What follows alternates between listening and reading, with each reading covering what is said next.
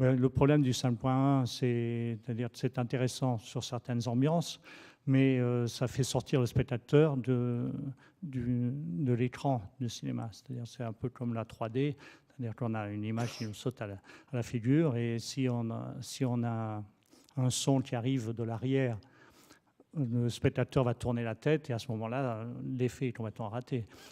Bon, à part si c'est pour faire peur au spectateur et le faire se retourner, là c'est bien. Sinon, avoir un petit oiseau tout à coup qui vous arrive par l'arrière, ça supprime votre concentration. Donc je pense que le 5.1 est intéressant pour la musique, parce que là on est enveloppé par la musique, on a la musique qui arrive tout autour de soi, mais pour les voix et pour une ambiance cinéma classique, moi j'y crois pas. Le 5.1 équipe déjà pas mal de salles. Il n'est pas vraiment adapté au relief. Le relief, c'est de la profondeur. Le 5.1, comme vous l'avez dit à juste titre, les diffusions de son arrière sont d'aucun secours avec le relief. Au contraire, c'est même plutôt paralysant.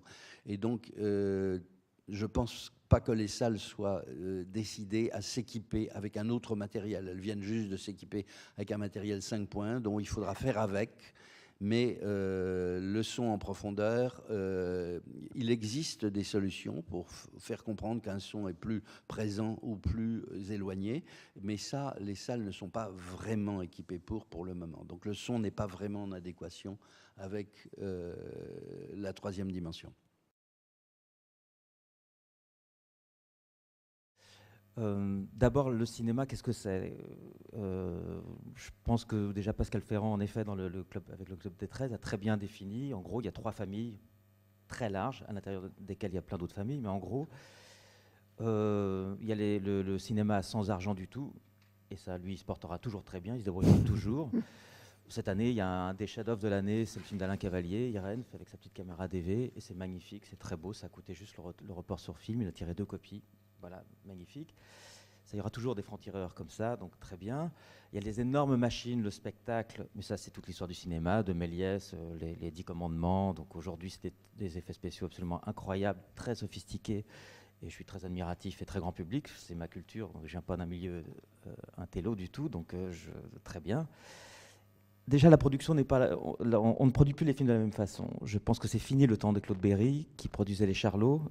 Et avec ce succès-là, il produisait L'homme blessé de Chéreau ou Tess de Polanski.